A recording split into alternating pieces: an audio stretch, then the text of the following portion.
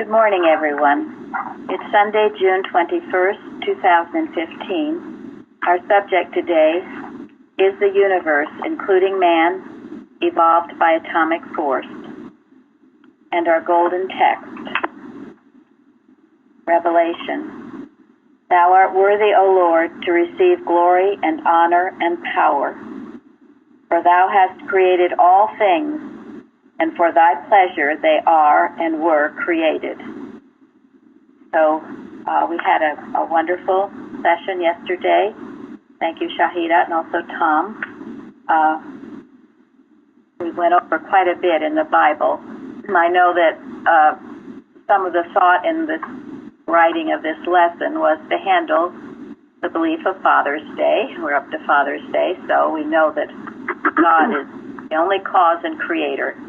We can honor our earthly fathers if we feel so inspired to do, but to remember that it is God who created us all. There's a lot to go over in the lesson, and also I do want to finish up in prose works today, fallibility of human concepts. And I did want to mention, too, while you're all here, we mentioned yesterday, next Saturday we will have a Bible study, and after that, for the months of July and August, we will take a break. But if any of you are very inspired by a lesson coming up and would like to do one, we'd be very open to that as well. So you can consider that too. One thing Gary mentioned we should talk about, speaking of taking this break for July and August, and that is vacation-itis. What is that? Does anybody know?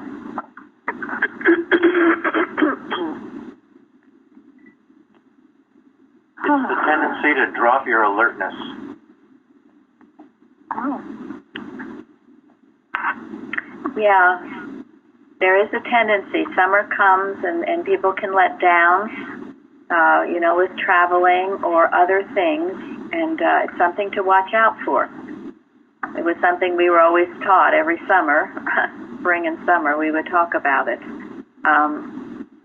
because you might see a drop in the forum contributions or other things. So keep your love for God high. What we're doing here is so important. Don't let it drop down. Don't get so distracted. You will find that whatever, quote, vacation or time off you might be having will be all the more beautiful and wonderful if you keep God first in all things.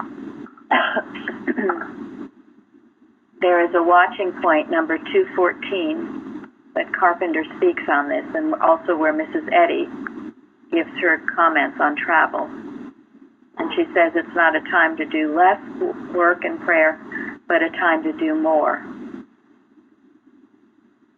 So stay alert during this time. And for those of you, if any of you missed the Bible studies, we have, a backload of them archived. You can listen. Well, to listen, go over them again. You'll gain much by doing that. Anybody else? You all were pretty silent. Maybe you've never heard of vacation-itis. Is that Jean? Like vacation time?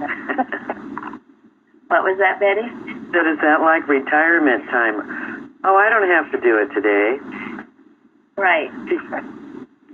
And, God gives us the greatest sense of refreshment and joy. He does. There's no greater joy than doing His work and peace. But just put Him first. Don't forget it. Don't get so distracted or wound up in other things. That idea of taking a day off, going to the beach and blanking out, it's never good. I've been there and done that, and it's not a good thing. So always be on guard. From my experience, when I found that I've done traveling or gone away to another thing, sometimes I found out by sad experience that I really needed to be all the more alert. And it's caused me to pray before I go to God. I know He is everywhere, but I'm not,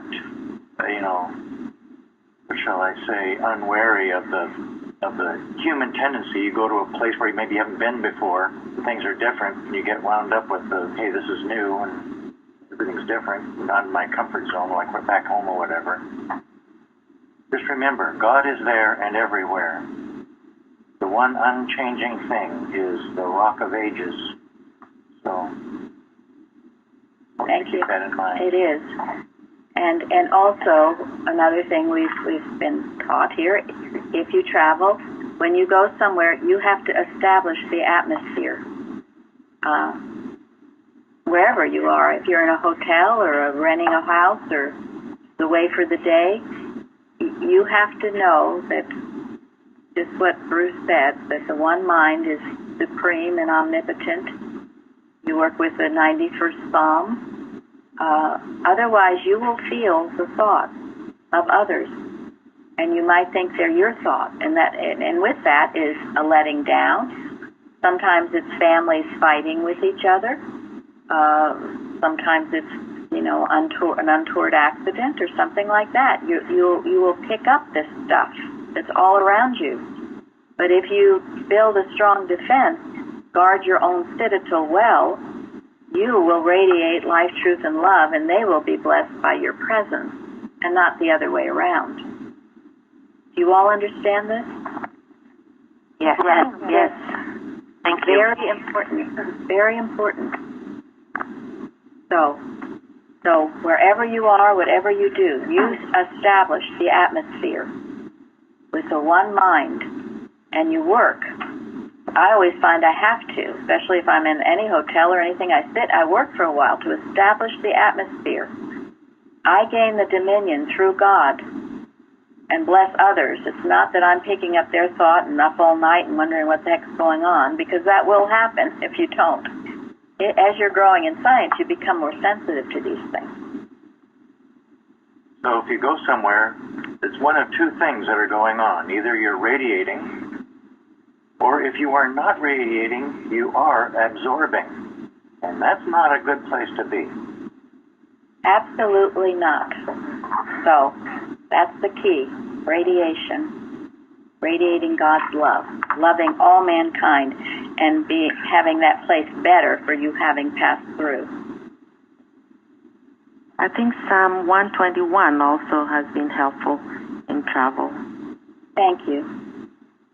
The beautiful psalm. Like going out and like coming in. A beautiful psalm to work with. And to know, too, that the Christ goes before you and prepares the way. Legions of angels surround you. And, of course, don't ever go anywhere unless you have a pure motive to do it. If you're just going out for a good time, well, you can question that motive. And I'm not saying having a good time is wrong, but your motive should be to bless others. And in blessing others, you have a good time. Anybody else? So for the month of July and August, we need to fill the vacancies. Is that why we may not have them, right? Because if anyone is interested, we could step up. Yes. If anyone is interested, they find a lesson or something that, and you can look ahead in your full text. If you think you want to do one, then yeah, we can do one. I mean, we're not going anywhere. Probably most of you aren't either. I don't know, but we can certainly do it. And the great thing now is you just bring your computer, your laptop, and you can join in from wherever you are. Just the wise thing to do. But we've been going 7 days a week for quite a while, and I know Mary spends a great deal of time preparing for these classes, and so it's okay to have a break occasionally, recharge the batteries, right. Go up to the mountain. But if anybody feels terribly inspired to have a Bible study class on one of the lessons coming up, by all means, send your questions to Tom and Linda. We'll have one. Yeah, and we'll certainly come back all the more enthusiastic in the fall. So I wrote a bit on the forum about Albert Einstein, and I'm going to go into that a little bit today. As a child, really all my life in science, I'd always heard these rumors, I guess they're called rumors, about Albert Einstein being interested in Christian Science. And of course, living in the New York, New Jersey area, he did go to church in New York in the reading rooms, as well as in Princeton, where he lived. They would say he would sit in the back of the church and listen. He would go into the reading room and just study science and health. So he relates directly to our topic, is the universe, including man, evolved by atomic force? And before I begin, I'm going to read from Science and Health on 195, because this is very important to establish what we're going to talk about.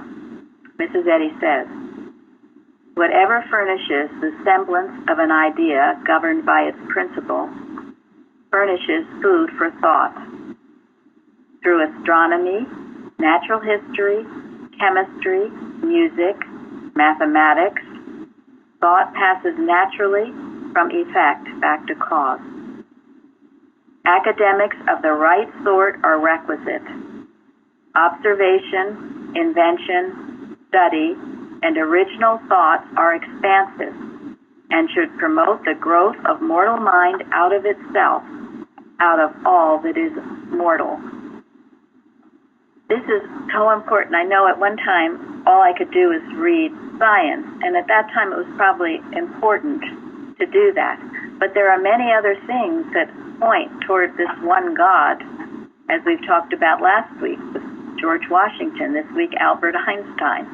And it is important you will see God working in their lives, no doubt about it. And then she goes on to say, it is the tangled barbarism of learning which we deplore, the mere dogma, the speculative theory, the nauseous fiction. Novels remarkable only for their exaggerated pictures, impossible ideas, and specimens of depravity fill our young readers with wrong taste and sentiments. So we know that. Here she's saying it at that time, and it certainly is true now. And that's why if we can fill ourselves up with the enduring, the good, and the true, we can share it with each other and with the youth. So they have these right ideals, right concepts. Mrs. Eddy's childhood, her training with the classics, and she learned so much from it, which,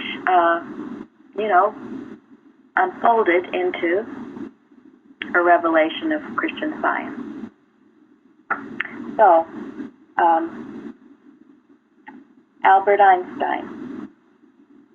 One thing that was we've been listening to an audio tape on his biography, but a lot of what he began to discover and understand about the universe, including man, happened during the time 1900 to 1910. Now we know Mrs. Eddy was there working, and as I said on the forum, she forged the path. She opened thought.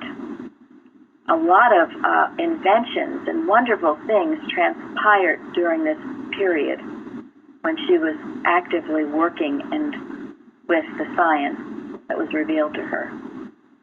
And this was the period in which Albert Einstein discovered, through revelation, not through observation, but through revelation, the general theory of relativity.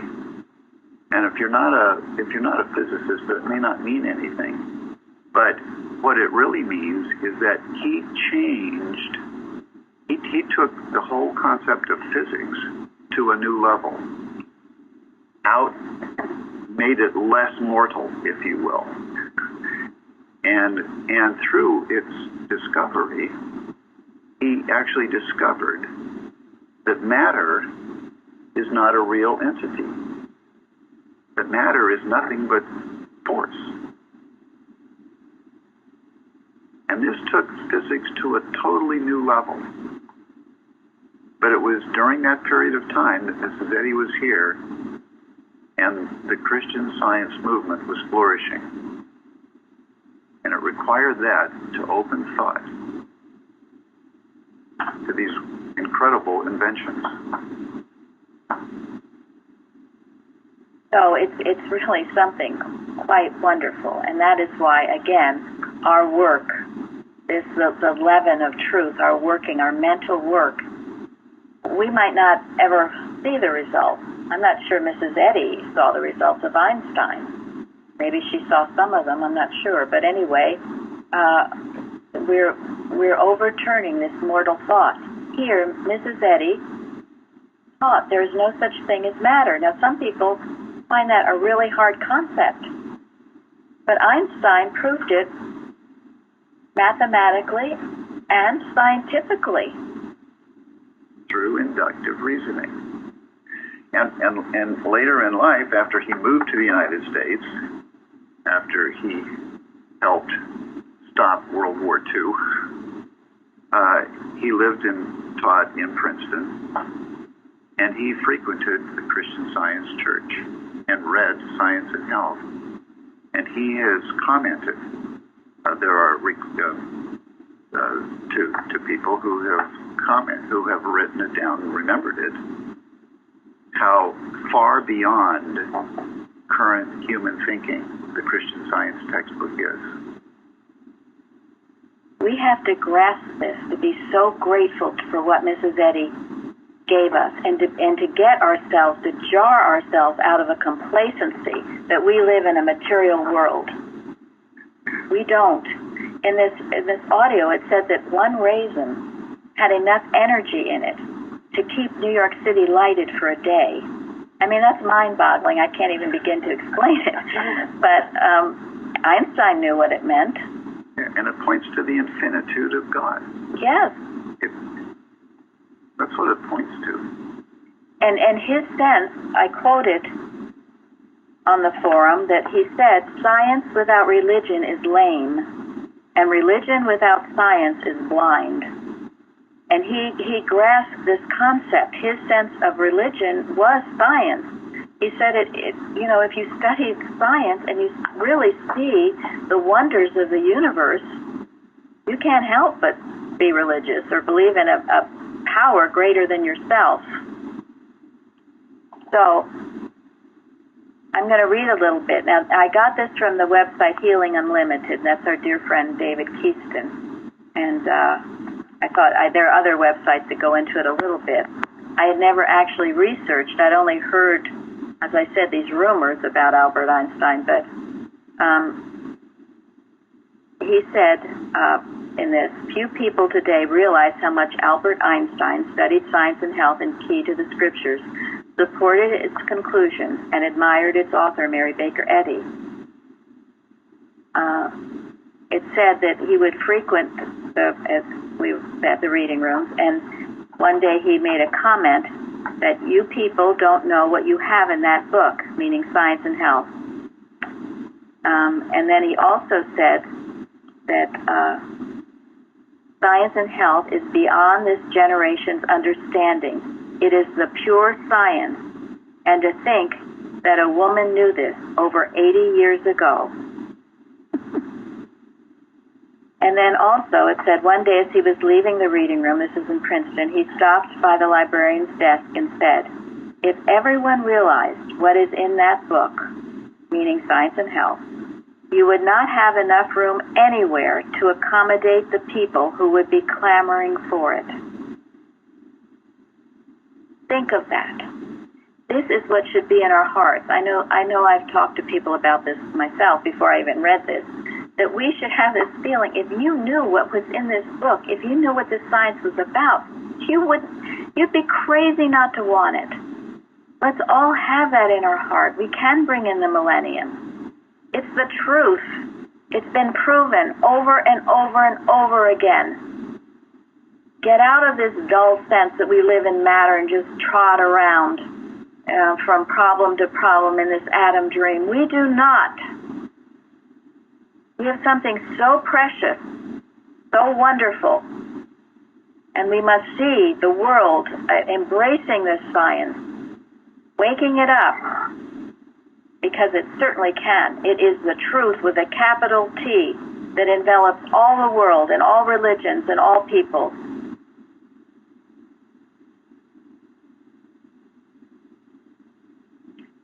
It also says that, I guess, Einstein was asked why he didn't join the church. I guess he came so often. And he said he smiled and patted his chest, and in his pocket was a pipe.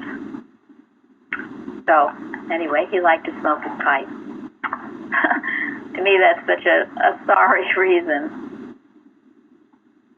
Because the church wouldn't accept him as long as he smoked his pipe. Yes, and that's what he felt, and that's what... If you can imagine. So we have, now we have the wisdom, and I'm going to read later some of his comments. I'll probably end the class with his, how much what he said is dead on with what is in Science and Health, what Mrs. Eddy wrote. And you see now why she has this subject. Is the universe, including man, evolved by atomic force? Well, we have to study it to get it. So let's rouse ourselves out of this sense we're dwelling in matter and know that we are not. Even there are other people, they don't call it matter, they call it energy forces. That's probably a better way to look at it. But we are not in this, and it's been proven many different ways. She even says that, mortal belief calls it forces of matter. But we know that it's a force of immortal mind. That's the conclusion that Einstein came to, looking at it from the other direction. And that goes back to the academics of the right sort, are requisite. They will lead you out of this mortal dream. They have to. And it's so inspiring to me. It's just wonderful. And I think it's fascinating that Einstein, as a child, did poorly in school. Right. The reason he did poorly in school was because the things that he was being taught, he questioned. There were some things that he couldn't accept. And as a result, he did poorly. But because he questioned and because he didn't stop at just accepting what he didn't think was right, he went on to prove that what he was questioning needed to be questioned. And he showed people why they needed to be questioned. That's why he did such great things. He was a free, independent thinker, which we all must be. Question. And he writes, more than once, that he says imagination is better than knowledge, which is interesting. Imagination leads you all over the place. That's what he did. He was imagining, well, what if this, and what if you do that, and what if you do this? He was always questioning, and we should too. And life should be exciting, not dull and boring, but exciting. This precious science. We have great work to do. Thank God for it. Any comments?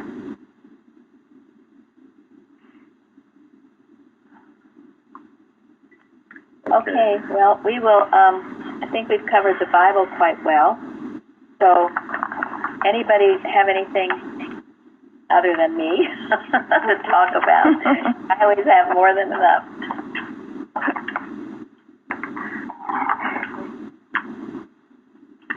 Well, go ahead, Bruce.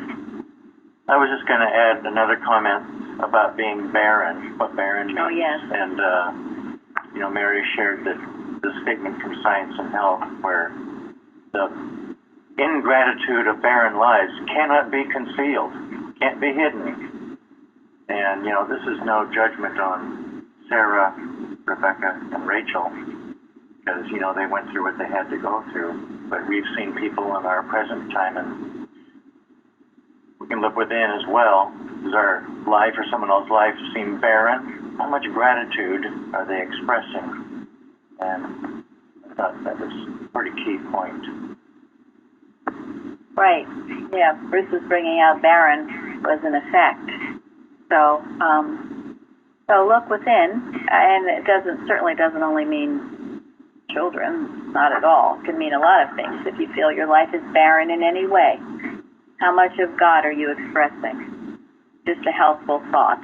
And in these cases, as we talked about yesterday, all these three women, in their extremity, they turned to God and were greatly blessed. And so it should be. We shouldn't turn to ways and means. Turning to God is how we become blessed. Truly blessed. I would like to think. I'm sorry. Go ahead. No, it makes me think of the fig tree that didn't have any fruit on it. Jesus' reaction to it just shows that it is this kind of barrenness. It's not of God. He didn't tolerate it. Thank you. He didn't. That's right. And these three women did not tolerate it either in their lives. They fought. They fought for something better. And in finding God, they found themselves. And all good. They found a purpose. And, you know, as we look out on our world, to know, as Mrs. Eddy says in Science and Health in the lesson, the tree and herb do not yield fruit because of any propagating power of their own, but because they reflect the mind which includes all. Think of that. That's just fantastic. Wonderful, that thought.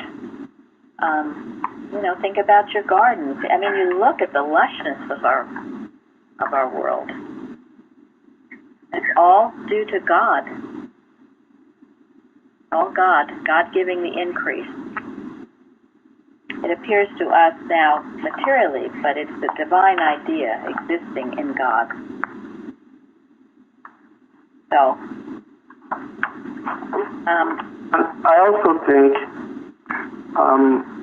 the most dangerous barren one can have is spiritual barrenness, which I like to define like when somebody, you may have many children, you may have 100 children, how many children you may want, you may have all the material blessings,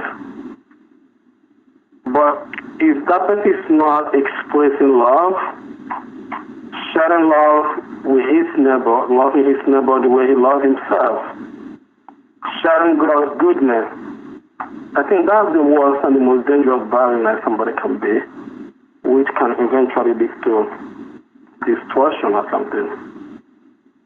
I'm encouraged that we all look forward to be fruitful in that way, which is the most important blessing one can have.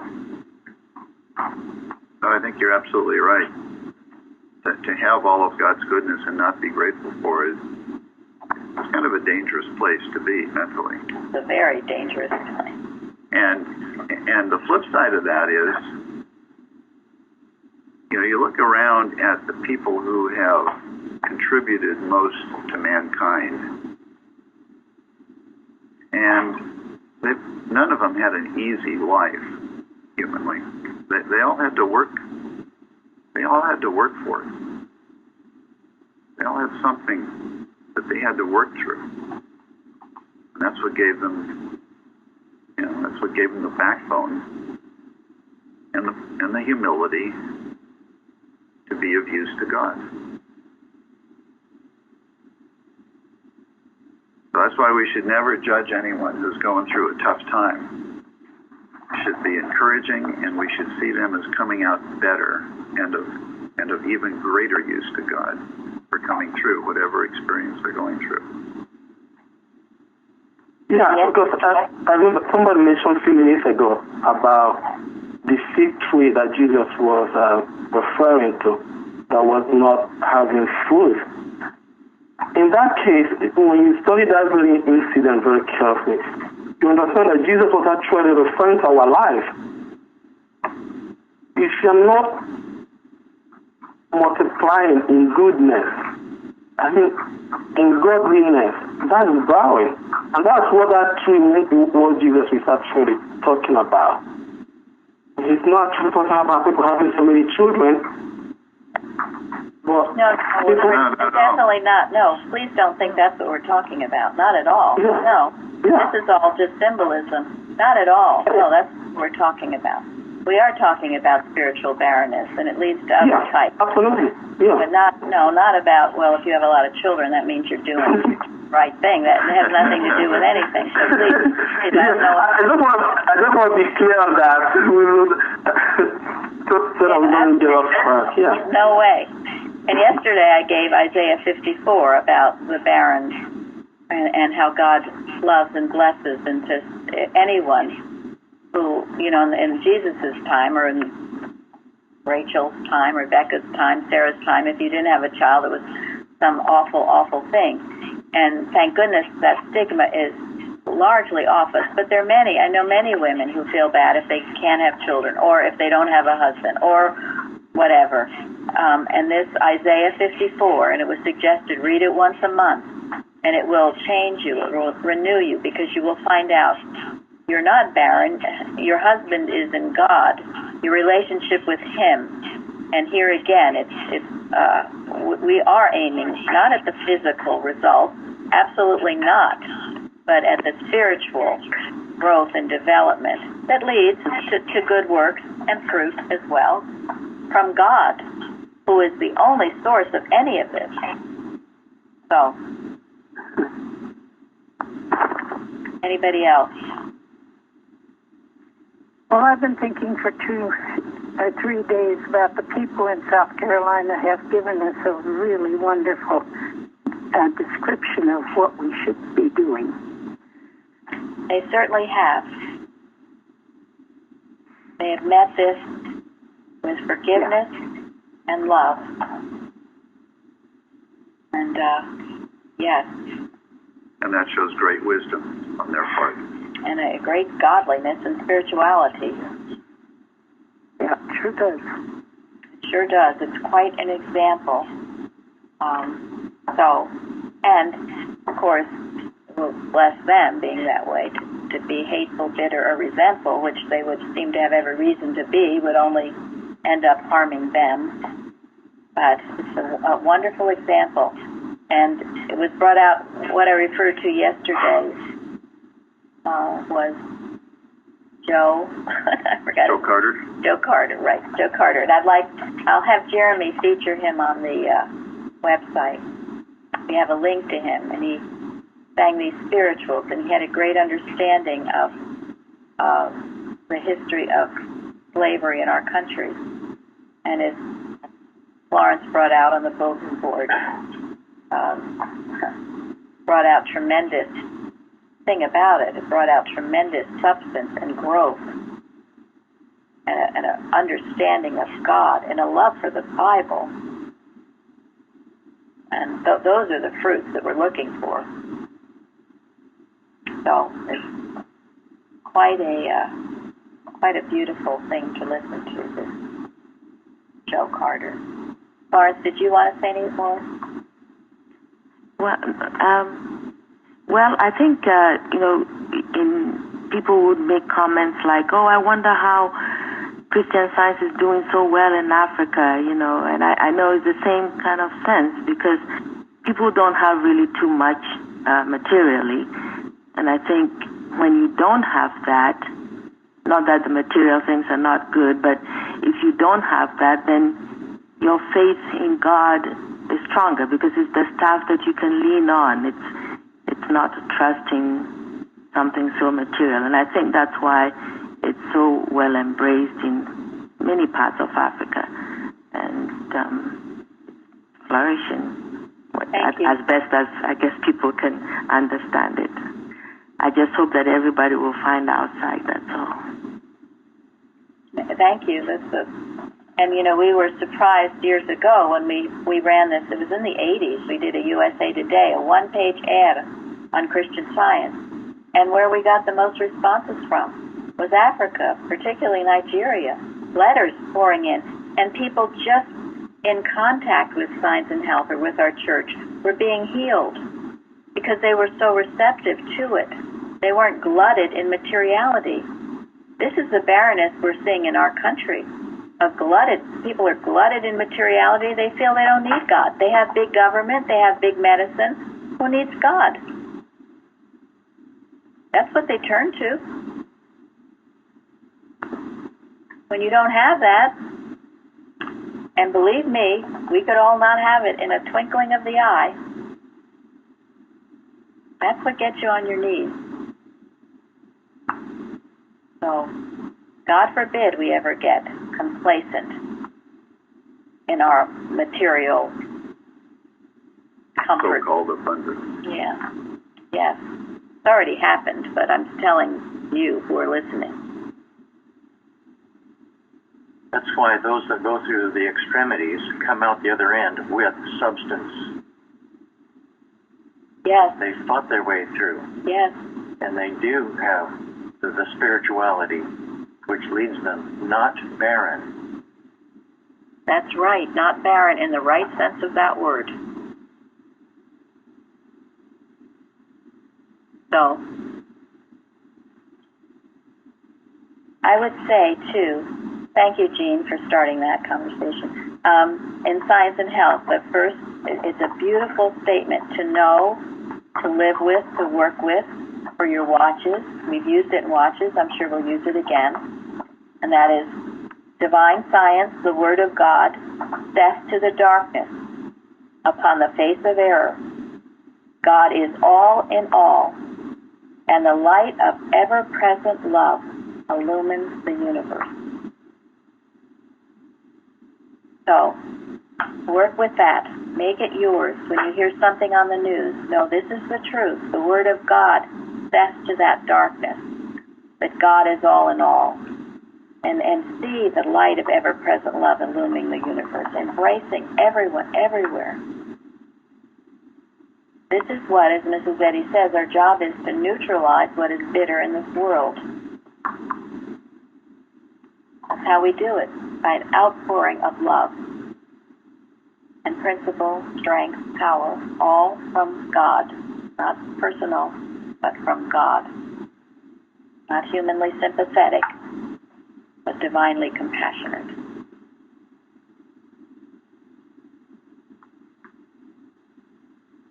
And this is how Albert Einstein came to have so much respect for Mary Baker Eddy.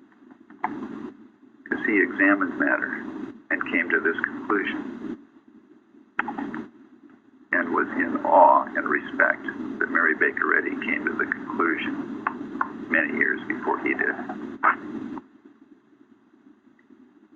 And then in citation 5 in Science and Health,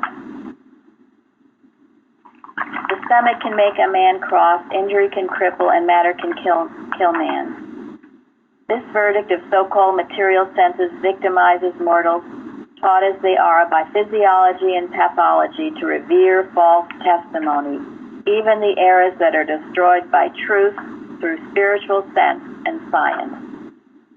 So she's talking about mortal belief, declaring all these things to you, and would seem to victimize you because you believe in them. Only your beliefs need to be destroyed. Only your beliefs. Truth remains. So, and here again, the belief of life and matter, which has been disproven. Don't let it throw you off. Have a conviction that there's no such thing. We live and move and breathe and have our being in God. Now, I could probably go on forever, but I would like to finish the end of our fallibility of human concepts. And unless, if any of you have any other favorite chapters in prose works that you would want to do, please let me know. We'll probably go back to questions and answers, and I might cherry pick some of the questions. We might not do all of them. So read it through, be familiar with what's in there. We all should be familiar. Too often I get questions that Mrs. Eddy's already answered. So be familiar with what she says. Okay, we were on the next to the last paragraph when we ended last week. Gary was talking about the depraved reason being preferred to revelation. made some good points. I don't know if any of you else have thought about depraved reason. We just talked about it a few minutes ago, the depraved reason of thinking there's life and matter, as opposed to the revelation that there is not life and matter. Life is in God. Anybody else?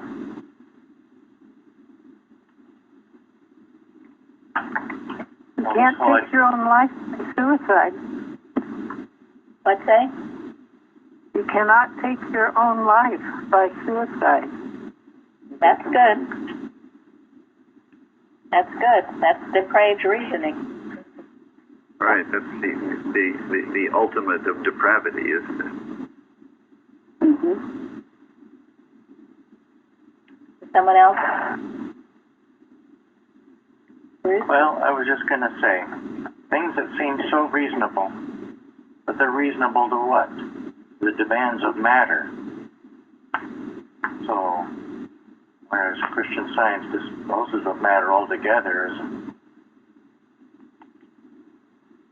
because it all comes to an end anyway. And that's why Christian Science does not seem reasonable to the human mind.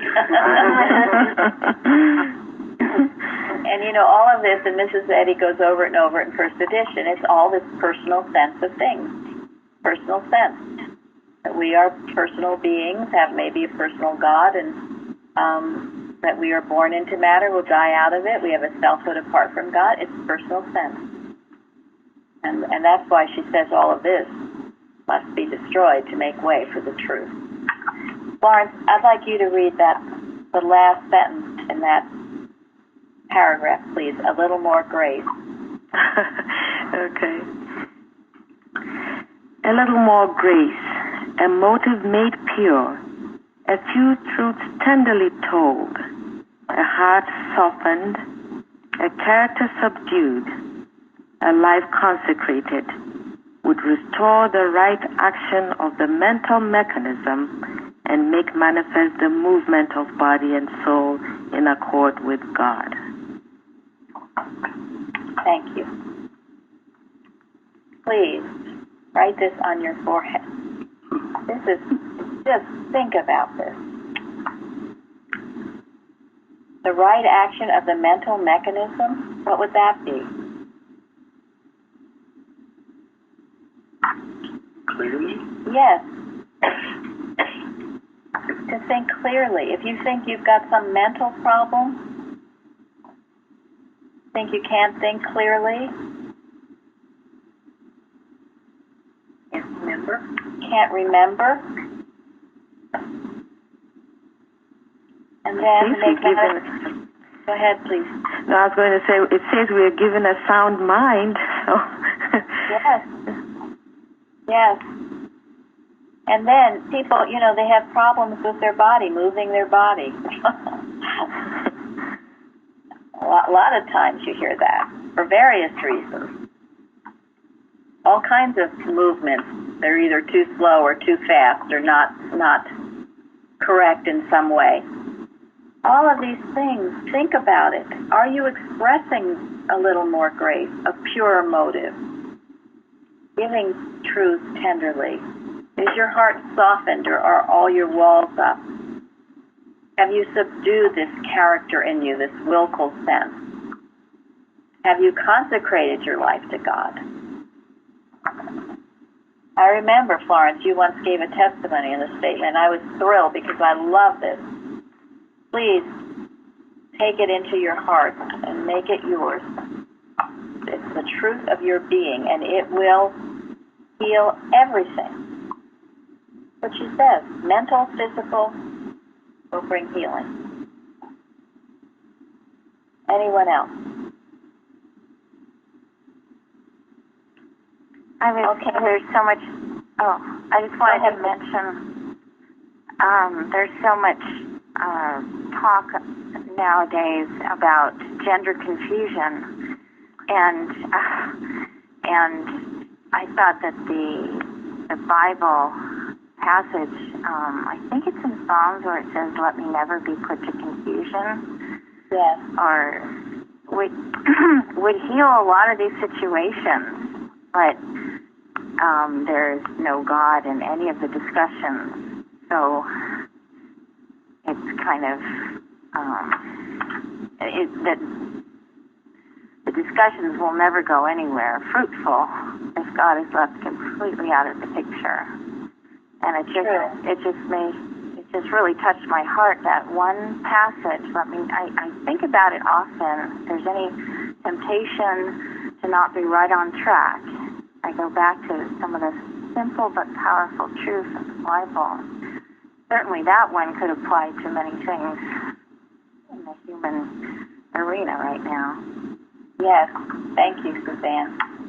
And the human sense of things is very confusing. If you ever feel confused, you're in the wrong mind. Right, good point. Yep. You're in the wrong mind when you're confused. So get out of it. Get quiet. Get yourself quiet. Drop it all. See what God has to say. Who would like to read the ending? The last one. I would. Thank you. Go ahead. Instead of relying on the principle of all that really exists to govern his own creations, self-conceit, ignorance, and pride would regulate God's actions. Experience shows that humility is the first step in Christian science, wherein all is controlled not by man or law's material, but by wisdom, truth, and love. Go gaze on the eagle, his eye on the sun, fast gathering strength for a flight well begun. As rising he rests in a liberty higher than genius inflated worldly desire. No tear dims his eye, nor his pinions lose power to gaze on the lark in her emerald bower. Whenever he soareth to fashion his nest, no vision more bright than the dreams in his breast. Oh, beautiful. Thank you, David. Hard to add anything to. This is Eddie. Yeah. Beautiful. But you see, what would try to regulate. When you're trying to manipulate others or manipulate your situation, regulate, it's always those things listed: conceit, ignorance, pride. And that's why humility is the first step out of that. And that beautiful poem. And we see the eagle, the birds, who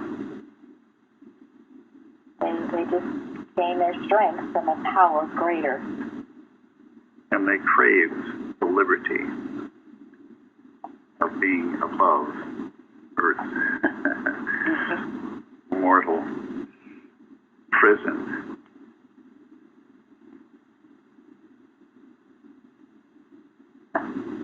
Why is humility the first step in Christian Science? I think it opens your thought. I mean, you feel the presence of God when you're humble. You give up false sense of human reasoning. Yeah.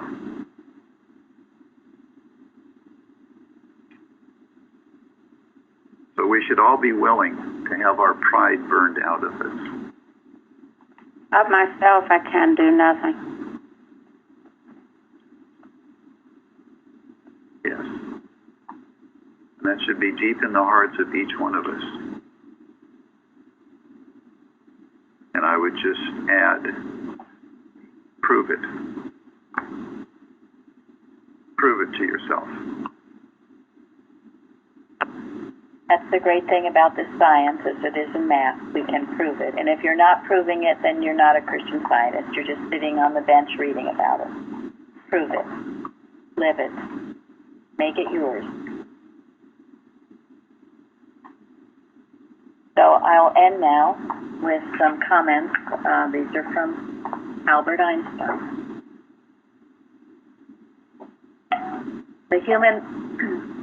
The human mind is not capable of grasping the universe. We are like a little child entering a huge library. The walls are covered to the ceilings with books in many different tongues. The child knows that someone must have written these books. It does not know who or how. It does not understand the languages in which they are written. But the child knows the definite plan in the arrangement of the book, a mysterious order which it does not comprehend, but only dimly suspects.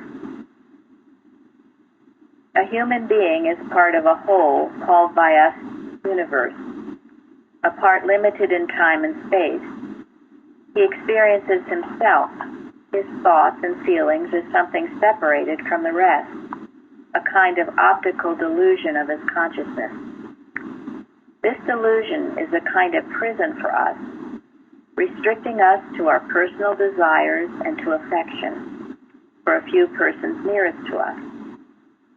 Our task must be to free ourselves from this prison by widening our circle of compassion to embrace all living creatures and the whole of nature in its beauty.